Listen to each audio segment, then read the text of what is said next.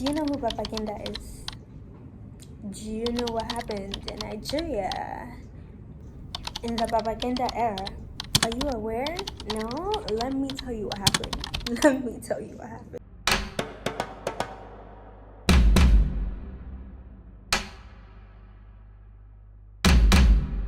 Hi guys, welcome to my history podcast. Welcome. I feel like I kind of look weird in the camera, but it's fine. And today I don't have my notes in me. Like, my notes are on the phone that I'm using to record. So please bear with me, please be patient with me, because there will be quite a number of cuts in this so that I can go back to read what I've written down and actually talk to you guys. But anyway, yeah. And also, I filmed the introduction of this video how many days ago? The day before yesterday, and I was supposed to shoot the entire video yesterday, but I couldn't do that because people were at the place where I wanted to record, so I couldn't record it there. But today people are not here and it's early in the morning, so I don't think anybody is going to be coming over here. So yeah, I did research on this. I was inspired to do research on this and do this episode because I was reading a book, and the book wasn't about him. Like, it was a fiction book. It was a novel. It was an African book. Read more African books, guys. Read more African novels. But anyway, it was an African novel and it was set during that time. And I was just like, what's going on? Like, everything that's happening is just madness. Like, what's happening with the government? So that's what prompted me to do more research about what actually happened during that time and what actually happened with the whole Babaginda era and all of that. So yeah, now to give you a brief history of and also I'm trying to make these videos shorter because I feel like personally I can't sit and watch a 20-minute video on African history and just be watching somebody be talking. Like, I can't do that. I'm sorry. Maybe, yeah, I can't do that. I will stop watching after like 2 minutes or 5 minutes. I'm sorry. But so yeah, I'm working on making my videos shorter, so hopefully this video will not be more than 10 minutes. I don't know, but hopefully it's not going to be more than 10 minutes. Okay, so Nigeria gained independence on the 1st of October 1960, and from 1967 to 1970 there was the Biafra War, but we're going to talk about that later. Like, not today. Fast forward, now we're in the Second Republic. Nigeria is a developing nation. It's a developing country. There's somebody who's been president for 4 years, and Nigeria is still dealing with the issue of forming political parties based on ethnicity and the tribes that you're from, rather than based on actual policies and actual ideologies. So enter General Muhammad Buhari, and Muhammad Buhari he does a coup, right? People organize a coup. I don't know who, but a coup is done, and General Muhammad Buhari is appointed as the head of state of Nigeria, and he's appointed as the head of state. He's doing okay, but there are still some issues that are happening in Nigeria. A lot of people are unhappy. I mean, generally people accept him as their leader, but then there's still underlying issues that are going on in the country. A while after Buhari becomes head of state, another coup is done, and this coup is done by Babaginda and his allies and his people.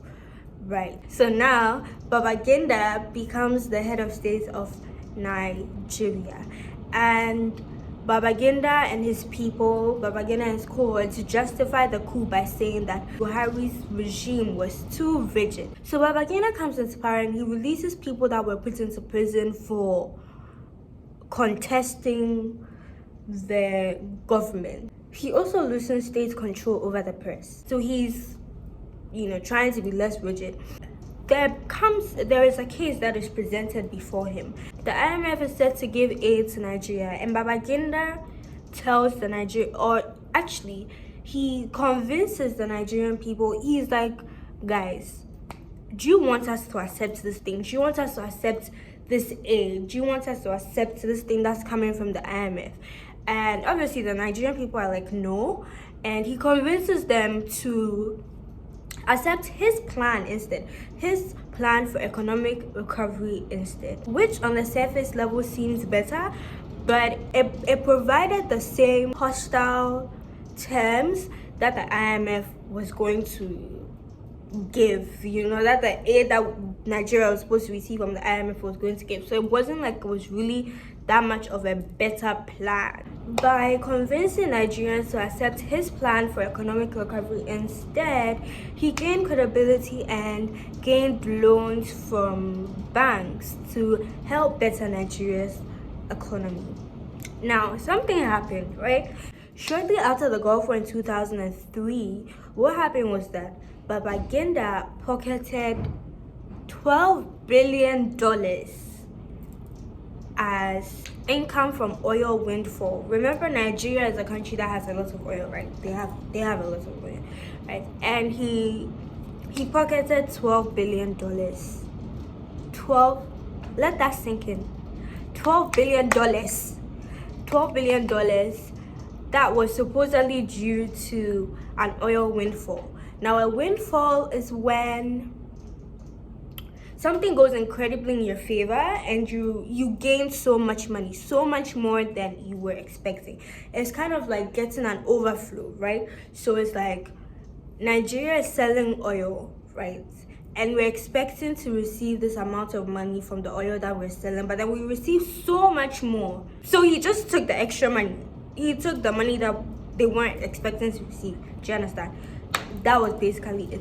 And he accredited this oil windfall to an increase in the price of oil from $15 to $41 and back to $15 within weeks in 1990. Now, Forbes says this is not accurate. This could not have happened.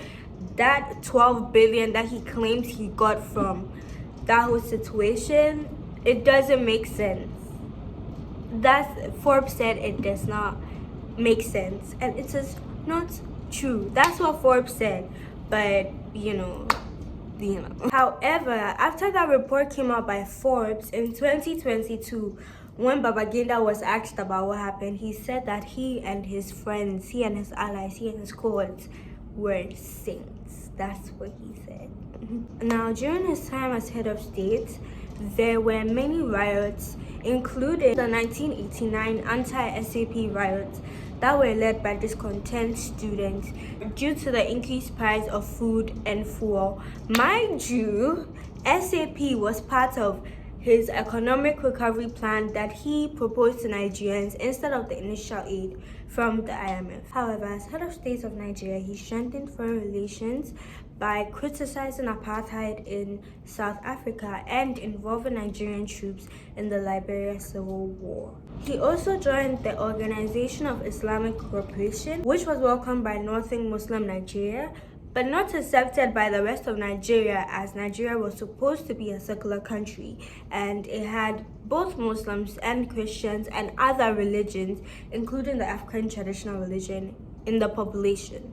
During his rule as head of state, his childhood friend, General Babaginda, was executed by his government, or literally by him, for allegedly being part of a coup attempt to overthrow Babaginda. Babaginda survived 2 coup attempts, and he promised the Nigerian people that he was going to step down from power by 1989. However, that did not happen, and he postponed this date to 1992 after there was another coup attempt in 1990. At this point in 1992, people were like, okay, what's happening? Like, you weren't even supposed to stay here that long. Like, when you first did the coup, you weren't supposed to stay here that long, but you stayed here for that long, and you've brought an economic recovery plan which didn't even help us at all. Well, I mean, that is debatable actually, but most of Nigeria, not most, some of Nigeria, according to the riots, did not believe that the economic recovery plan was profitable. And now it's time for you to step down. We're waiting for you to step down. Make way for us to vote. Finally, there was an election in June of 1993, and a wealthy Yoruba businessman was shown to be the leader. From the votes that were counted, he clearly won. Right now, get this: Nigeria at this point in time is still struggling with tribal conflicts, and Babaginda is not Yoruba. Anyway, so on the 27th of August, the inauguration was set to take place. Oh wait, I forgot to say the name of the Yoruba businessman. He was called Abiola. Okay, so on the 27th of June 1993, the inauguration was set to take place, and Abiola was supposed to be inaugurated as president. However, on the 23rd of June, Babaginda came out to say, no, he's not going to be a president. I'm not going to let this happen, right? And he used the excuse of several pending lawsuits to prevent Abiola from coming into power, from coming into power at that point in time. And he later in life, Babaginda claimed that he did that due to national security violations. More than 100 people were killed in riots before Babaginda finally agreed to step down from power on the 26th of August 1993 so that Abiola could come into power. He later tried to go back and fall back on his decision to hand over power. He didn't have enough military and popular support to do that, so he was forced to actually hand over. So he appointed Shonekan as a transitory leader, right? However, Shonekan was ousted from power by a coup led by General Abachi. General Abachi's reign was fueled by military systems that Babaginda himself had put into place to protect the head of state. And after Abachi came into power, Abiola, the one who won the election, was arrested and died under uncertain circumstances, which is very upsetting. Thank you so much for listening to me and watching my podcast. I genuinely appreciate it so much. I hope to be doing more episodes and posting episodes more frequently, but I really don't know. We'll see what happens. But yeah, thank you so much if you supported me, and if you listened, if you watched, if you got to this point, if you shared on your story, like whatever you've literally done, I appreciate it so much. Thank you so much.